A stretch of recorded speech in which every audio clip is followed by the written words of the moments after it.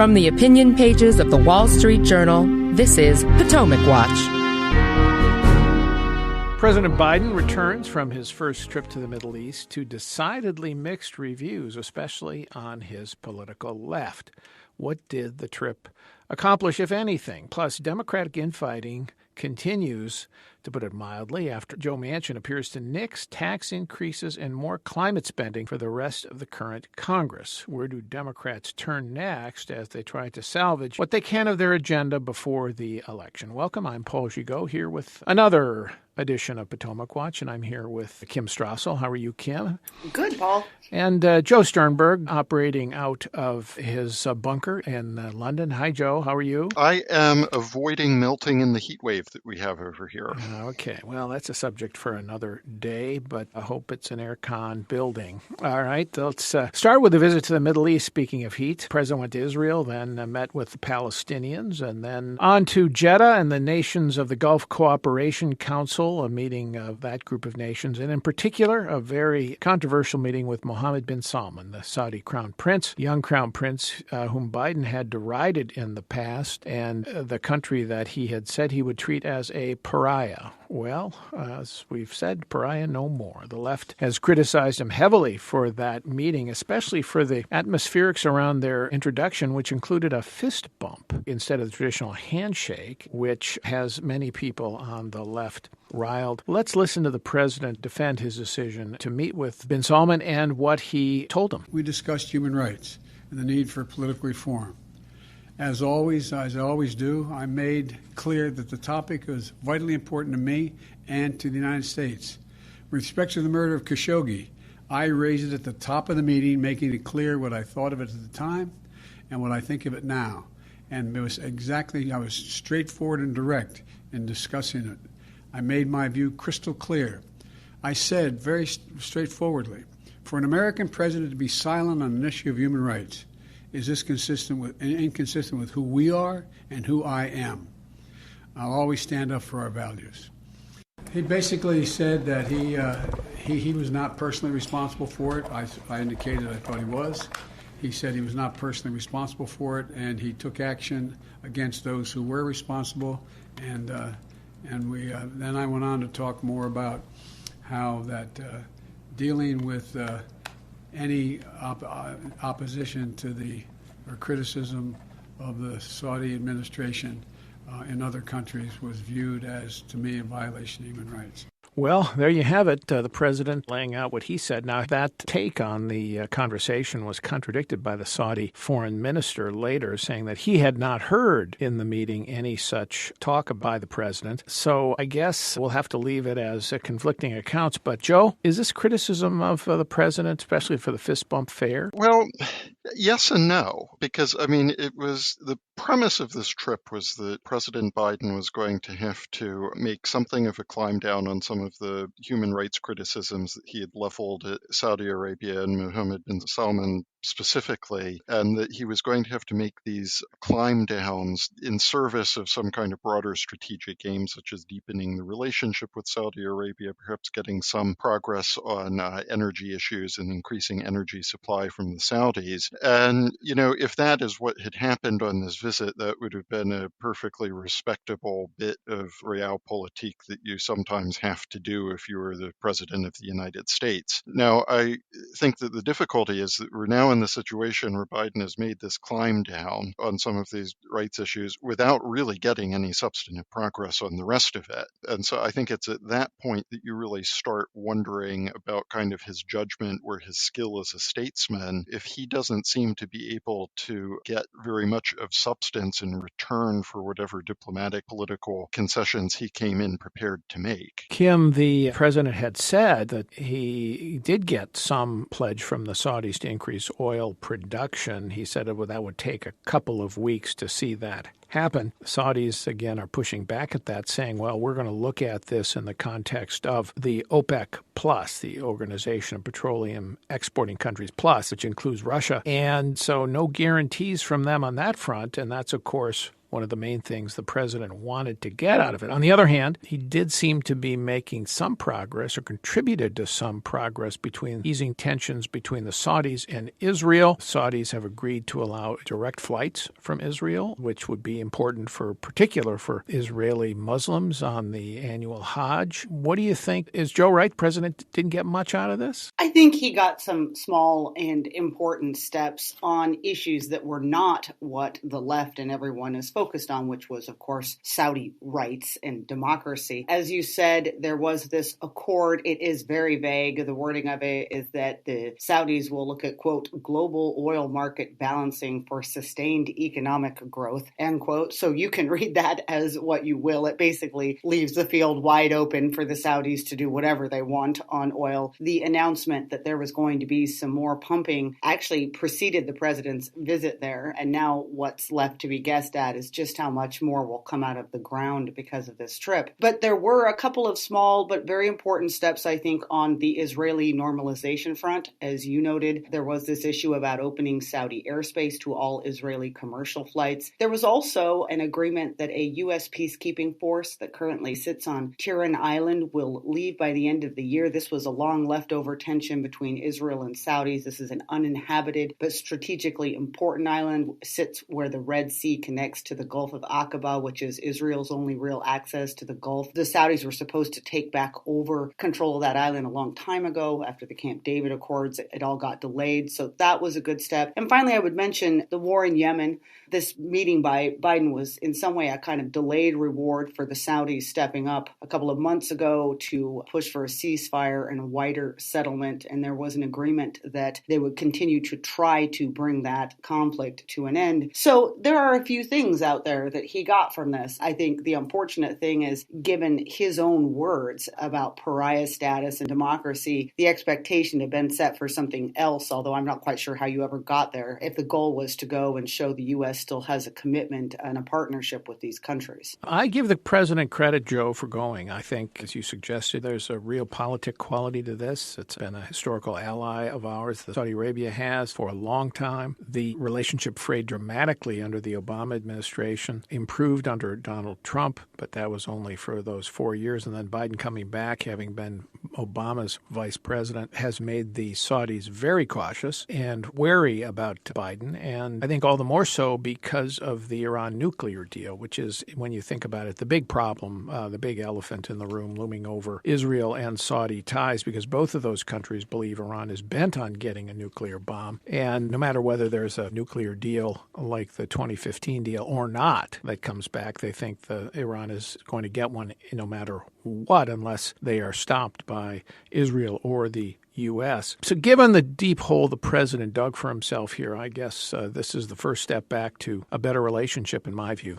Yes, I would agree with that. I mean, I think certainly the original sin here was not Biden's decision to go to Saudi Arabia. I mean, if anything, the problem is that he didn't try to go sooner in his term. The original sin was all of that talk when he was on the campaign trail before the 2020 election about the pariah state and all of the rest of it, which was really meant to pander to his left-wing base domestically in the U.S., but was not really thinking ahead to what he would have to do when he was in office. But I'm glad, Paul, that you mentioned the Iran issue, because that's actually a big part of the reason why I think you and Kim might actually be a bit too generous to Biden in terms of what he accomplished, particularly on some of these Israeli issues. That seems to me like a very backhanded kind of a success story for Biden, because the real reason that the Saudis were incentivized to, come together with the Israelis and start making some of these concessions on airspace and, diplomatic warming with Israel in general is because Biden is essentially hanging over everyone's head the threat of this revived nuclear deal with Iran that is going to make it possible for Saudi Arabia and Israel's common enemy in Tehran to,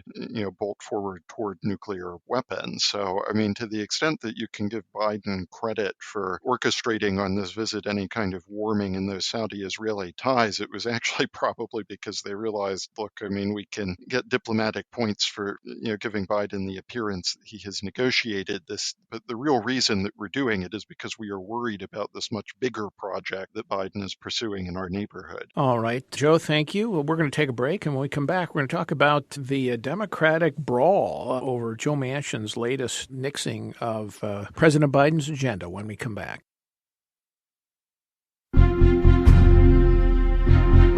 From the opinion pages of the Wall Street Journal, this is Potomac Watch.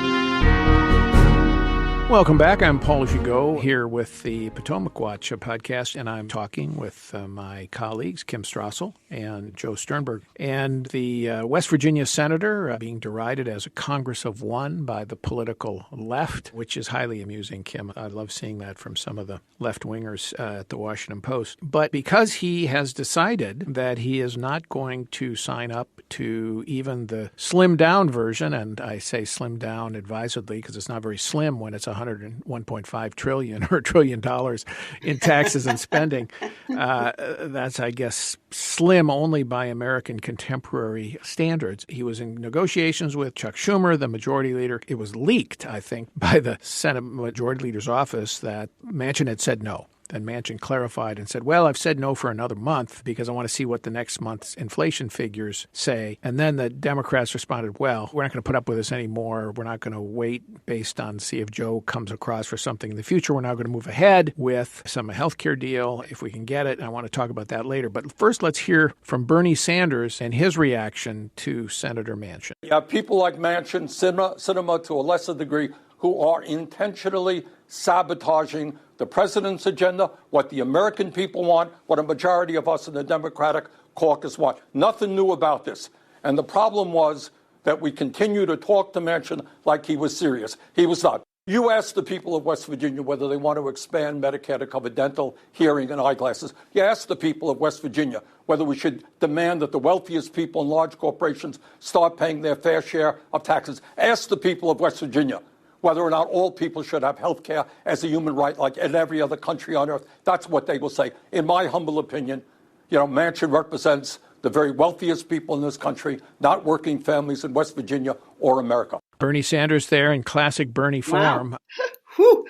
He and Joe, it's going to be a pleasant meeting here at the Senate Democratic Luncheon this week. So why do you think Democrats are so furious at Manchin since he's been signaling for more than a year that he wasn't thrilled with this agenda? Well, they shouldn't be furious at Manchin. They should be furious at their own heightened expectations of what they could get through a 50-50 Senate. And by the way, there's a lot to take issue with there in the Bernie Sanders comment, but the biggest one is the use of the word majority. In fact, he doesn't have a majority.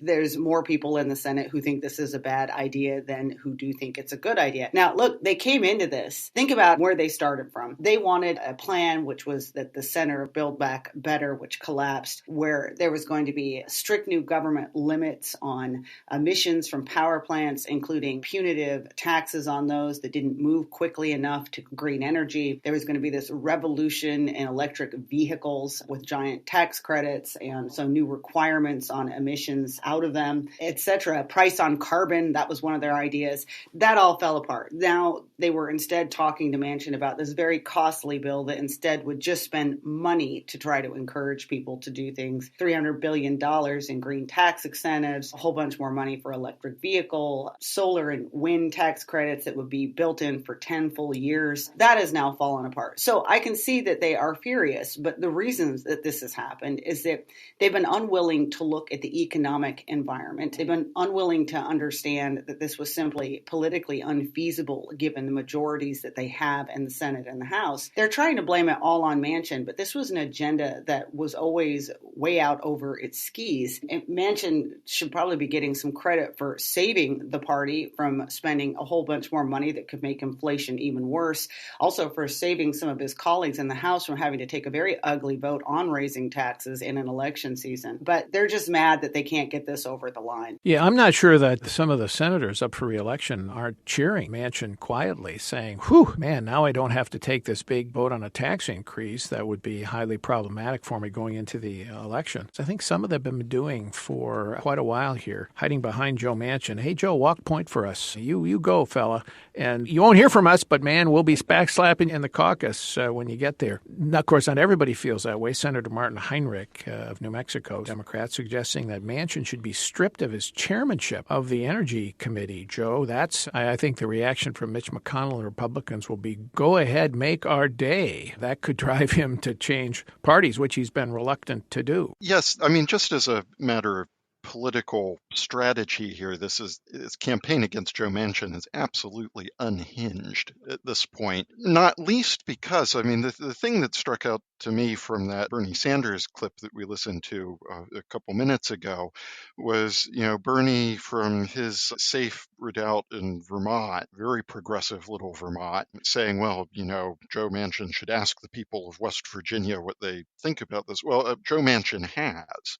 And those are constituents who voted overwhelmingly for Donald Trump for president, but have been willing to elect a Democratic senator. And perhaps people should be kind of curious about what that Democratic Senator Joe Manchin has done to earn the trust of those voters. In another more sensible universe, people would be thinking that maybe we should all be sitting at Joe Manchin's knee trying to figure out path to successes here. So I do not understand why they are so resistant to doing that, and perhaps figuring out how they could have some hope of picking up a few more Senate seats and then having a majority to pass legislation. Kim, I just finished this book published this year by 2 New York Times reporters, and so what I'm selling you might be true. But they report that twice in the last 18 months or so, Republican senators made a play for Joe Manchin to switch parties. Both times he resisted, although one of the times he allegedly told John Thune, part of the leadership, that he would change if Thune were the majority leader, as opposed to Mitch McConnell. Who knows? That could have simply been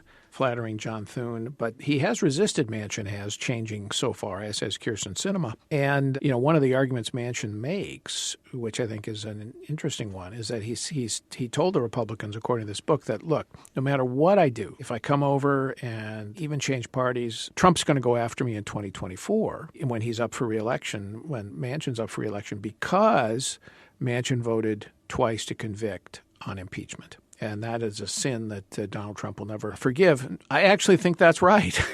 Yes. So he's right about that. And, of course, that's another illustration of the way in which Trump has distorted some of the potential politics in Congress here. But, Kim, what's next? Now, where do we go? Are we going to get a health care deal? Are we going to get this new semiconductor subsidy bill? Well, from a Democratic perspective, here's another reason you should probably be thanking Joe Manchin, is that he took a bunch of negotiations over energy and taxes that were highly controversial within the Democratic caucus, because the other thing that's a bit unfair to Joe Manchin here is there is no guarantee this deal would have gone forward even if he'd come to an agreement, because there were so many overriding other arguments. Would Sinema have agreed to the tax hikes that they came up with? Maybe not. There was a group of House Democrats that had said they wouldn't go forward unless someone dealt with the state and local tax deduction issue, which is very costly and would have been very difficult to fit into this bill. So it's not clear that Joe Manchin alone blew this up, even though he's taking all the blame at the moment. But what he's done is take these controversial issues aside and left the party with a couple of areas where, in fact, they have large agreement. Now, I don't particularly like this prescription drug changes that they're going to make to Medicare, which will, quote, save the government a lot of money. They're going to roll that, in theory, into the extension of some health insurance subsidies in Obamacare that were due to expire at the end of this year. I think there's a high probability, Paul, that does get across the line, because this is an issue on which there's a lot of agreement. It also does, as you say, potentially clear the way for this semiconductor China competition bill that everyone's been working on. There are some bigger problems with that in that it's currently in conference. There's a lot of outstanding issues, but at the very least, the fact that this broader reconciliation bill has potentially collapsed, something much more narrow, there could be more pressure on Republicans Republicans to now move ahead and work with Democrats to get that done. Yeah, the Democrats, I suspect, will move ahead on that healthcare bill. There's something like a little under $300 billion in financing that it would allegedly allow over 10 years. That would finance an extension of the expanded Obamacare subsidies for able-bodied adults who previously hadn't qualified. That temporary expansion that expires here at the end of the year was done as part of the pandemic bill early on in the pandemic. So the Democrats may have to settle for that still. And particularly drug price control is a bad idea on a bad precedent. We'll see if the big pharma can work to water that down. And on the subsidy bill for semiconductors, Republicans as well as Democrats in the Senate are dying to pass some version of this bill. Let's hope it's a smaller version than the House bill, which costs $300 billion. All right, we are going to leave it at that here on this edition of Potomac Watch. I want to thank Joe Sternberg and Kim Strassel. Thanks for coming in. Thanks you all for listening. We'll be back tomorrow with another edition of Potomac Watch.